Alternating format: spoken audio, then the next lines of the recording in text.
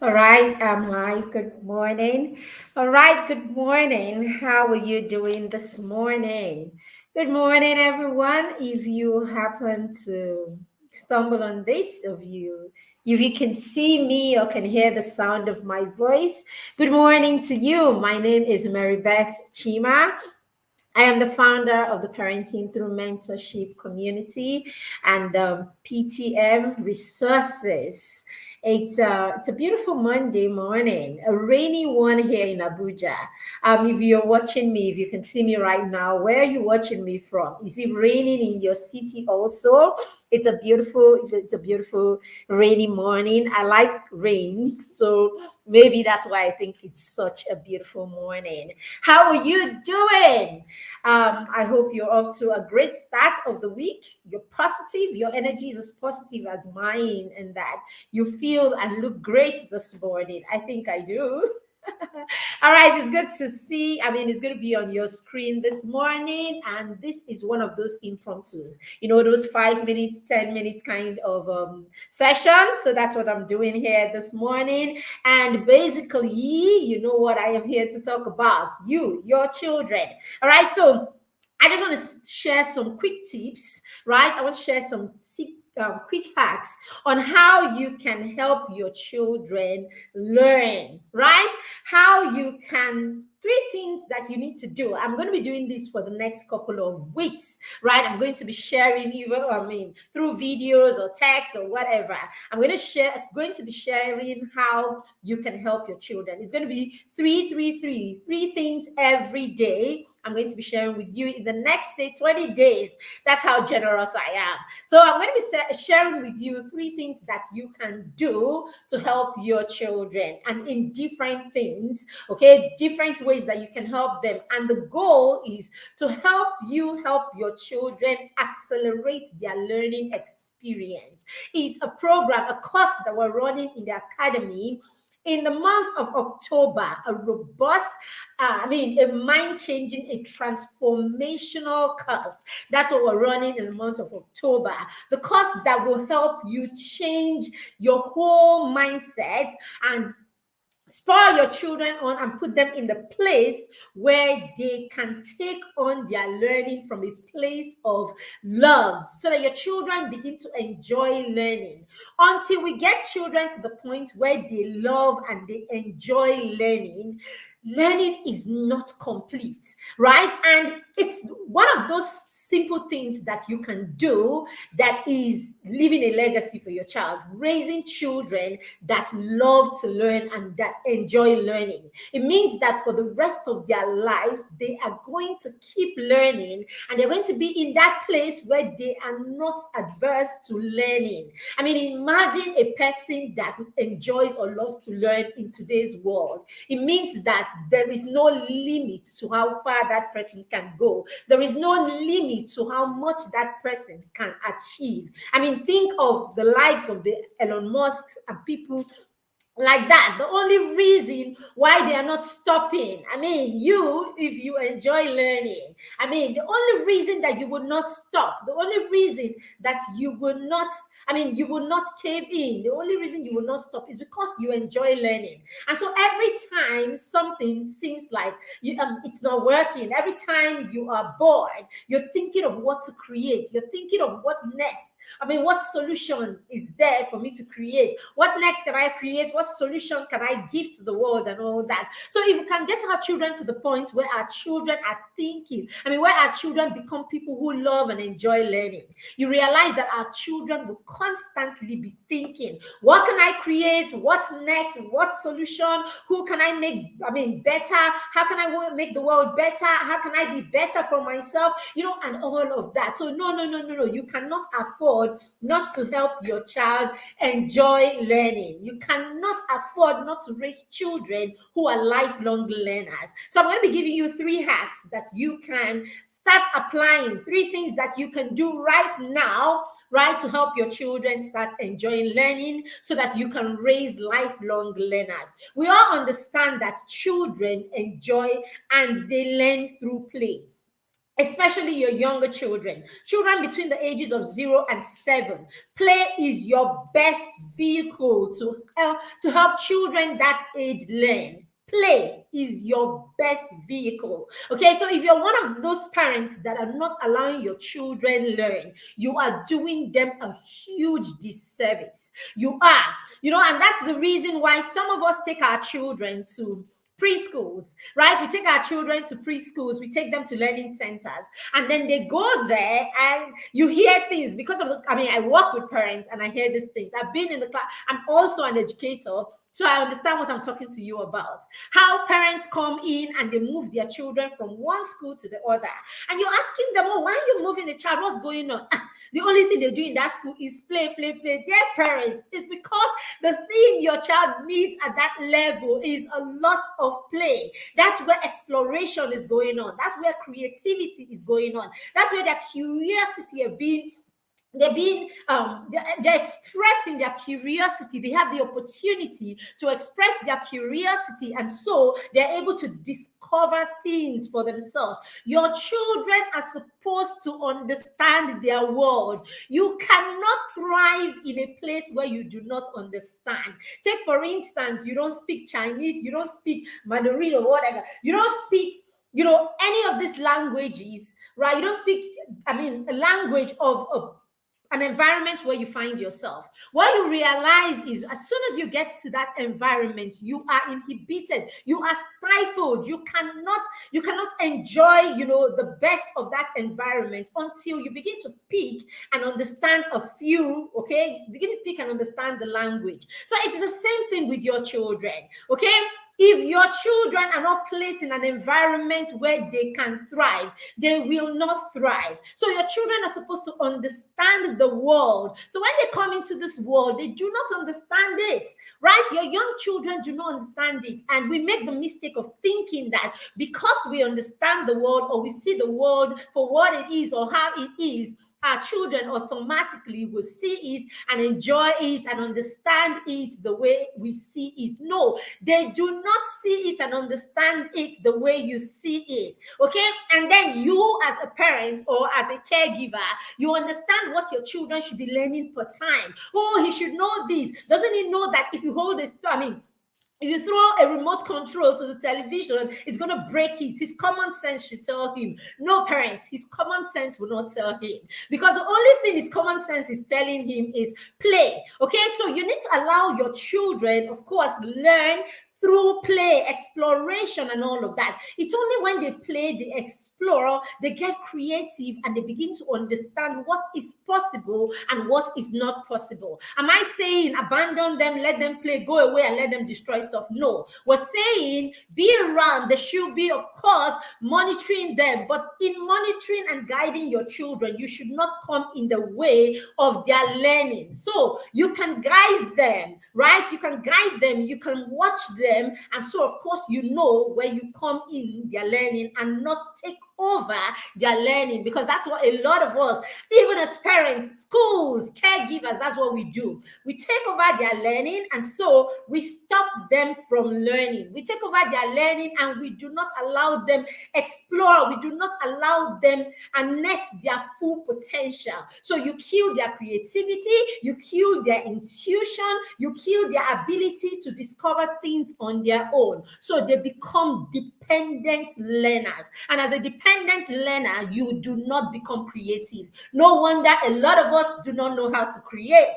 No wonder a lot of us are not interested in creating. No wonder a lot of us shy away when we find ourselves in places where we have to think critically, where we have to solve problems, and where we have to proffer solutions. We just want to be in places where you are told what to do, what to do. So we are so good at being employees who are being told what to do. We are so good as being redundant until someone tells us what the next move is. No wonder we are not creating, and we are buying and getting and importing and doing everything, especially in this part of the world. So quickly into it, 3 things that you need to do, especially if you're a parent of a young person. Number 1, you need to make learning fun for your children.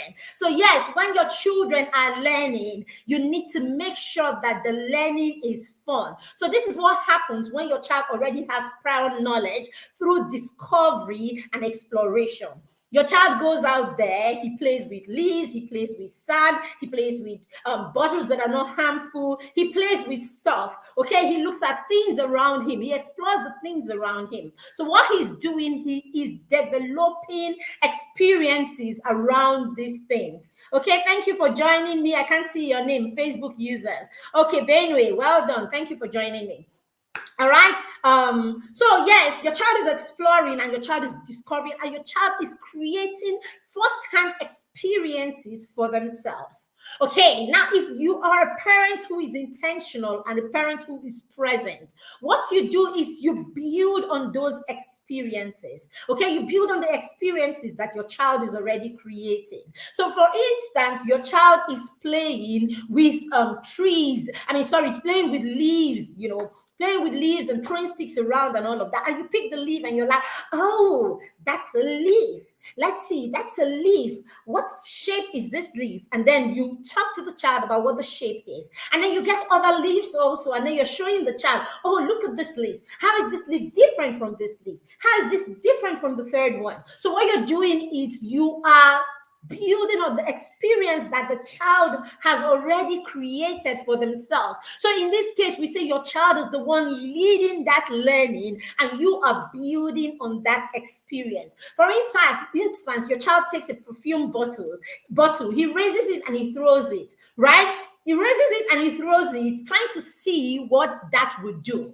That gives you a chance to begin to tell your child about material or teach your child about different kinds of materials. So you bring the rubber, you bring plastic, you bring glass, you bring all of these things and you say to the child, let's look, these are all different materials because they are made from different things. This one is made from wood. Then you begin to teach the child about the property of wood. This one is made from glass. Then you begin to teach the child about the property of glasses. So basically what you're doing is you are building on your child's existing experience, okay? And so what you want to do with that is you want to make that learning fun. You want to create fun in that learning such that every time your child thinks about learning, your child is thinking about fun. So every time your child is learning, the part of the brain, right? The part of the brain that the excitement center, right? The pleasure center of your child's brain is activated every time your child is learning. And so you realize it's an activity your child wants to do over and over again because it brings pleasure to that child. Okay, for instance, when you're working with your child, say you're teaching your child about plants. Okay, how about saying, something, let's go around and look at some of the plants. You drive your child to a garden or you walk together to a farm that is around your vicinity or probably your own farm or your own,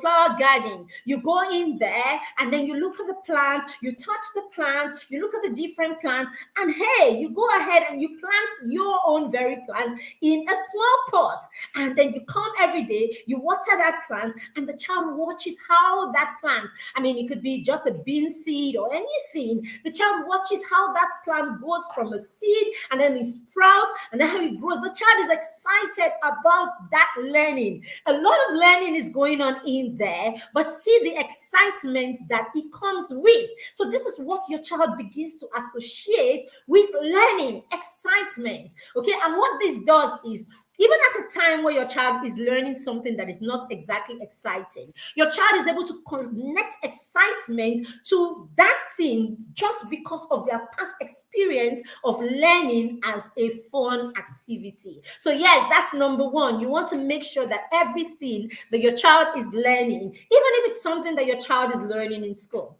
when they come home as a parent, to reinforce that learning, look for something in your environment, be creative about it, and then present it in a fun way. Your child is learning addition and subtraction in school. Hey, come on, don't just come here, pick those numbers, sit the child down and go count 5. 1, 2, 3, 4, 5 with your finger. Remove 2. 2. What's left? 1, 2, 3. No, that's not fun enough. Drag your basket of oranges in the kitchen. Go into the kitchen to cook together and tell her, okay, I need you to get me 5 bouillon cubes. Get me the Maggi container. She brings it down. Ooh, can you get me 3 out of there?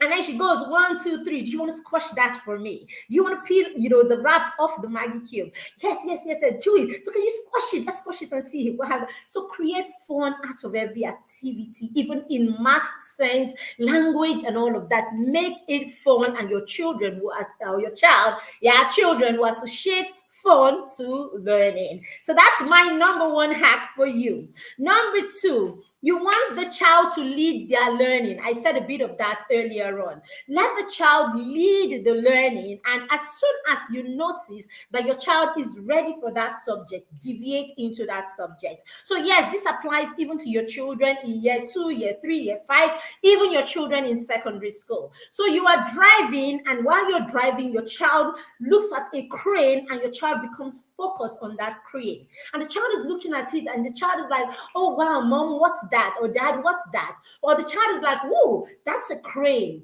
And then the child is looking at it. That is your opportunity to teach your child about cranes, and then teach your child about pulley and how a pulley works and all of that. Okay, sometimes you may not have all the knowledge that you need. It gives you an idea of what you need to research and what you need to study, so that you can teach the child on that thing that your child is interested in. The child is already looking at it. The child is curious about it, meaning that thing is a thing of interest for your child at the time. And then you start asking questions. Oh yes, it's a crane. What do you think about the crane? How do you think it works? And the child is there trying to figure out how it works and all of that. Come on, you are an engineer, you are an architect, you are someone who knows about this, and you're going to waste that knowledge. No, get in there and release all the knowledge that you know about that thing. I promise you that knowledge will never go away. It will remain with your child, because hey, the child is the one leading that learning. It's the same thing with your child's learning experiences, even from school. Your child is doing addition. While he's doing addition, he has 2 plus 5, and then he goes like 8. And the child is like, somewhere along the line, the child is like, oh, and then the child takes 3 and he says, oh, this is 5 left and all of that. It tells you that your child is ready for subtraction. So get him right in there and begin to teach the child subtraction, because the child is ready for that knowledge. Okay, your child has 10 counters he's working with, and then he separates them into 2, and you're like, oh, okay, that's what do you have on each side? The child is like 5. If you put them together, what's that? 10. Could you put them apart again? And the child goes, how many 5s do you have? 2 5s. Oh, does that mean that 5 in 2 places is equal to 10? Oh yes, it is. Sometimes it's the child that we even go ahead and say, oh mommy, 5 in 2 places are 10. The child is ready for multiplication. Get in there and start building that skill immediately. All right, so that's your number 2 hack. Number 3 hack is your children are not you. You can watch Telemundo. Let's leave even watching TV. Okay, so you can sit down and you can focus on something for a whole hour, 2 or 3, and you are not tired. But no, your child is not built to focus on anything for that long, especially for your children who are 7 and below. Okay, the experts say, look at your child's age and multiply their age by 2 or maximum 2 or 3, and that's the maximum attention span that you can get, in minutes in your child. So meaning your child, your 4-year-old, you can get their attention for about 8 to 12 minutes, right? The attention span is short. Your 3-year-old, you can get the attention, sit them in one place to learn for about 3 to 9 minutes. So yes, don't keep your 4-year-old learning for 1 hour. Don't keep your 8-year-old learning for 1 hour. What you want to do is you want to have them take breaks between their learning. All right, so let the child learn. I don't know about what happens in school, but hey, you are your child's first and most important teacher. So when you are home, maximize their learning. So when they come in and they're learning, do this. I mean, for your 4-year-old, your 5-year, even your 10, 12-year-olds, let them sit down and then practice for about 10, 15 minutes and tell the child, would you like to take a break? You will hear them say, of course. What would you like to do for your break? Can we blow bubbles? Or let the child agree. I mean, do you want to go bounce on the bed? Go bounce on your bed for your little ones. Bounce on the bed together and laugh. And then after that, you tell her 5 more bounces and we're back to our work. And then you bounce 1, 2, 3, 4, 5. You will see your child would be the first one to run to that table ready to continue working. I hope this is helpful and that you are going to take this and apply it in helping your child learn, better and of course enjoy learning. Don't even just leave it at that. You need to enroll for our Accelerate Your Child's Learning Experience course. In that course, we will be telling you and we will be teaching you all of these and much more that you need to help your children become lifelong learners. All right, so for you to register, just look at the bar right there under that is scrolling and you will get all the information that you need to register for that course right away. Early bird price is 5,500 naira. In a couple of, I think in a week or thereabouts, it's going to move from 5,500 to 7,500 naira. And after that, it will go to the original price of that course, that is 10,000 naira. You do not want to miss that opportunity. I promise you, that course will change the trajectory of your support for your children and it will transform your child's learning experience. So take advantage of the detail as this is scrolling and register straight away. I hope this was helpful. Let us know in the comments if this was helpful and if you're applying it right away. Thank you. Have a lovely, lovely, lovely week and the best of this Monday. Bye. Okay, and that's bye.